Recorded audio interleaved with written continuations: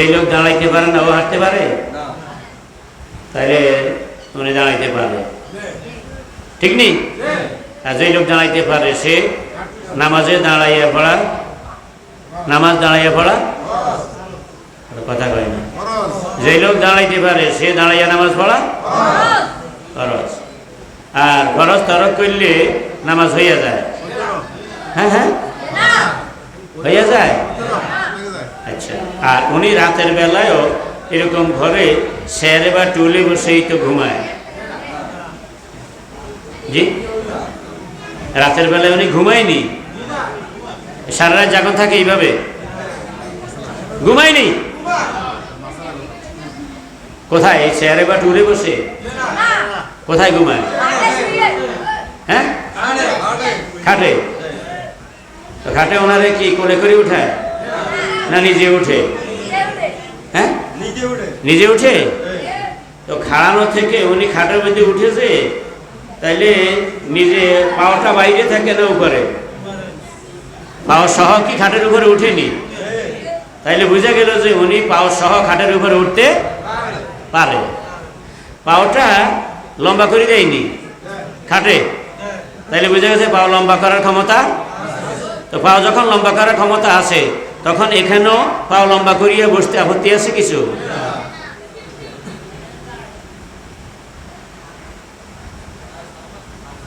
আল্লাহ আমাদের সবাইকে দ্বীনের সহি বুঝ দান করে। রাগ করছেন নি আমার উপরে? রাগ করিয়েন না, আল্লাহ দেখে, আল্লাহ আমার মনের খবরও জানে, আপনাদের মনের খবরও জানে। কথাটা আমি এই জন্য বললাম, হাটে যায়, বাজারে যায়, অফিস করে, দোতলায় তিনতলায় উঠে, আর নামাজের সময় আসিয়ে চেয়ারে বসে। দেশের বিভিন্ন জায়গায় ঘুরি ঘুরি ওয়াজ করে, মাহফিল করে, বাংলাদেশের বাইরেও যায়, আন্তর্জাতিক খ্যাতি সম্পন্ন। কিন্তু নামাজের সময় আইলে হেমিয়ে চেয়ারে সেগাই বইয়ে। এই লোকেরা কবর গেলে চেয়ারের ফিরে কারে কয়? আর বিছুন না করে ছাড়ি দিব। আল্লাহর ফরজ ইবাদত লইয়া তামাশা শুরু করছো। তোমাকে হুজুরগিরি আল্লাহর ফেরেশতারা ঠিক মতো দেখে ছাড়ি দিব।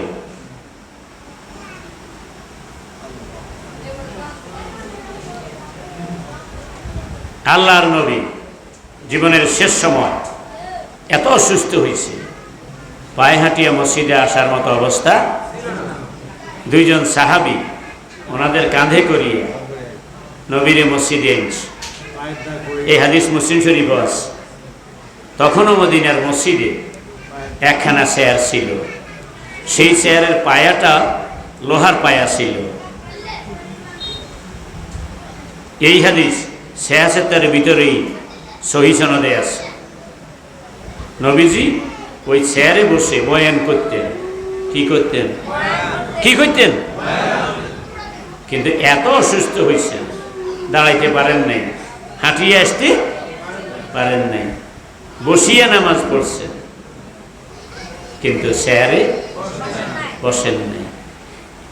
সাহাবায়ে কেরাম যুদ্ধের ময়দানে জখম হয়েছে না হয় না, নানান রোগে আক্রান্ত হয়েছে না হয় না, তাবেঈন যারা তাদের কোনো রোগ ব্যাধি হয় নাই, কথা কয় না কা, জখম হয় নাই, হয়েছে নি, কথা বার না কা, আর মনে এগুলো হেগুলো গিয়ে কথা বার হয় না।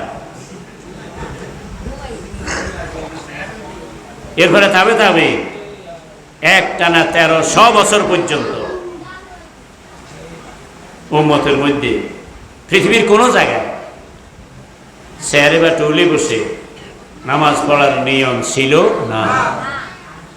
খুব বেশি হইলে এখন থেকে 20-25 বছর আগে থেকে, বা 30 বছরে হইল এই বলা নাজিল হয়েছে। যারা কথায় কথায় মুখে দিয়ে ফেনা ছাড়ে, সহিহ হাদিস ছাড়া মানি না, সেই লোকেরা আল্লাহর নবী, সাহাবী, তাবেঈন, তাবে তাবেঈন থেকে 1300 বছর পর্যন্ত যেই বেদাত ছিল না, সেই বেদাত তারাই চালু করছে, যারা মুখে প্রতি নিঃশ্বাসে নিঃশ্বাসে কয় সহিহ হাদিস মানি, সহিহ হাদিস মানি। হাদিসের উপর এত অবিচার আমার মনে হয় আল্লাহর দুনিয়াতে আর কোন গৌরবের দ্বারা হয় নাই, হয় নাই, হয় নাই।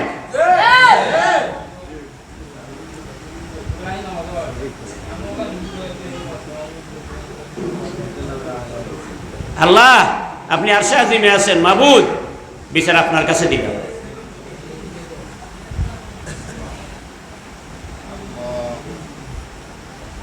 বলেন আস্তাগফিরুল্লাহ, সবাই পড়ি আস্তাগফিরুল্লাহ, আস্তাগফিরুল্লাহ, আস্তাগফিরুল্লাহ। আজকে দেখলাম ফেসবুকে দিছে, প্যাক কাদা হইলে চেয়ারে বসে নামাজ পড়ার পক্ষে তিরমিজি শরীফের মুসনাদে আহমদের হাদিস লেখিয়া বাংলা অনুবাদ দিয়ে জায়েজ প্রমাণ করার চেষ্টা করছে যে নবী এবং সাহাবায়ে কেরাম ওনারা সাওয়ারির পিঠে বসিয়া ফরজ নামাজ একদিন হইলেও পড়ছেন। হাদিসটা আপনারা যদি দেখেন তিরমিজিতে আছে ঠিক, একদিকে হাদিসটা গরীব হাদিস, বাঙ্গালের না বাঙ্গাল, দেশের মানুষ সবাই বাঙ্গাল। তিরমিজি শরীফের এই হাদিসটা গরীব, গরীব কারে কয় হুজুররা জানে, সেদিকে যাচ্ছি না। দ্বিতীয় নম্বর, হাদিসের শব্দের ভিতরেই ছিল আছে যে নবী এবং সাহাবীরা তখন সফরের মধ্যে ছিলেন। কিসে ছিলেন? ধরে কয় না, সফরে ছিলেন। হাদিসের ভিতরেই আছে যেখান দিয়ে রওনা দিছিলেন সেটা পাহাড়ের ভিতরে স্বরূপ। হাদিসের ভিতরেই আছে তাদের মাথার উপর বৃষ্টি পড়তেছে। হাদিসের ভিতরেই আছে নিচে প্যাক কাদা। আসুন কয়টা জিনিস একসাথে হয়েছে? নবী এবং সাহাবীরা তখন মুসাফির। বলেন কি? মুসাফির। মুসাফিরের বিধান আর অন্য লোকের বিধান এক? মুসাফির তো 4 রাকাতের জায়গায় 2 রাকাত পড়বে। অসুস্থ লোকে কি 4 রাকাতের জায়গায় 2 রাকাত পড়ার সুযোগ আছে? তাহলে মুসাফিরের হাদিস আনিয়া কোন জায়গায় লাগাইছেন? আপনাদের বিচার আল্লাহর আদালতে বড় কঠিন হবে, মনে রাখবেন।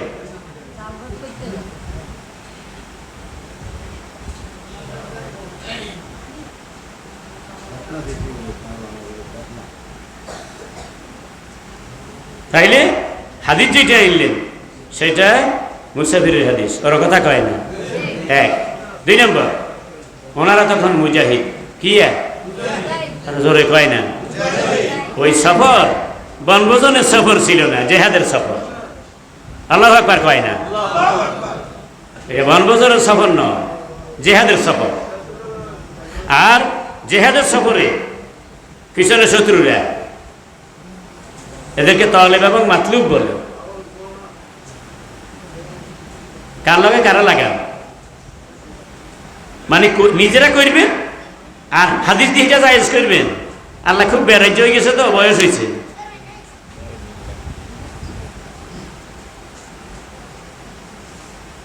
উপর থেকে বৃষ্টি পড়ে, নিচে প্যাক কাদা। অবশ্যই অবস্থা এমন ছিল যে নামাজের টাইমের ভিতরে নিরাপদ জায়গায় নামাজ যাইয়া জামাত করে নামাজ পড়ার মতো অবস্থা ছিল না। এটা ক্লিয়ার। সুতরাং যতগুলো বিষয় হাদিসের ভিতরে আছে এ সবগুলো হবে মাকি চালাই। হুজুরের কথা করেন, আর আপনি যেটা করেন সেটা হবে মাকিস। আল্লাহর সাক্ষী রাখিয়া মাকিস আর মাকি চালের মধ্যে ইল্লতে মোমাসালাত না হইলে হুকুমে মোমাসালাত হয় না। সেগুলি আপনারা ভালো করেই জানেন। নিজের বেলায় গেলে আর আল্লাহ আপনি সবার খবর জানেন।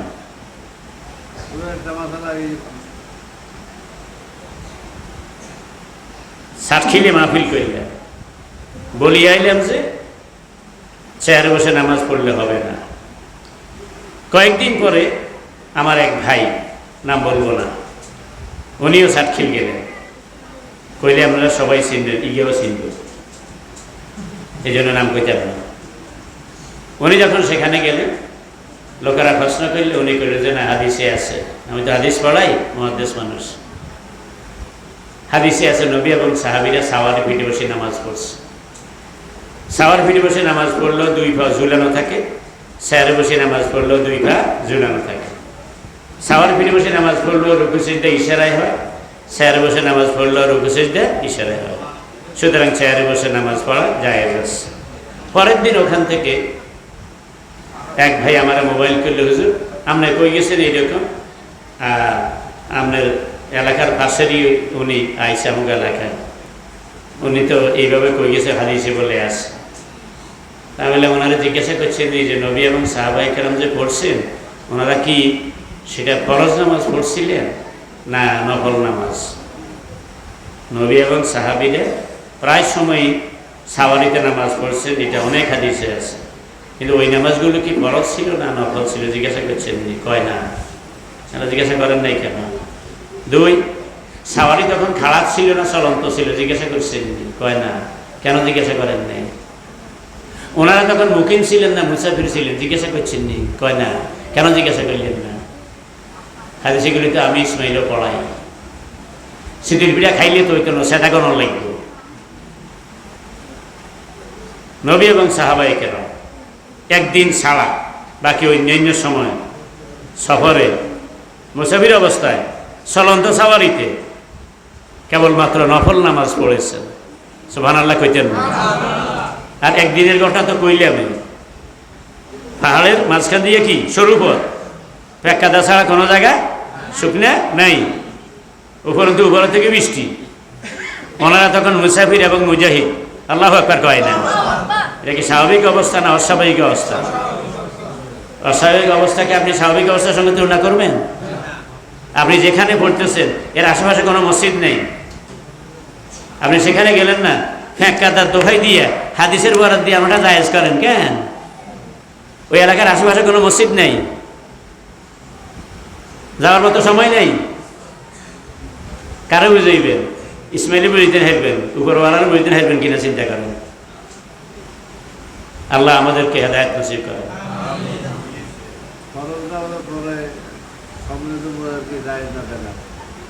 ফরজ নামাজের পরে সম্মিলিত মুনাজাত এটা নামাজের কোনো অংশ নয়। এটা করা না করা মুসল্লিদের ইচ্ছা।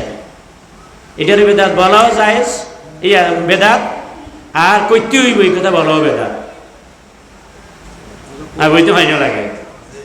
এটার বেদাত কোনটাও বেদাত, আর এই মুনাজাত কইতে হইব এই কথা কোনো বেদাত, কারণ এটা নামাজের কোনো অংশ নয়। এটা আলাদা একটা ব্যাপার।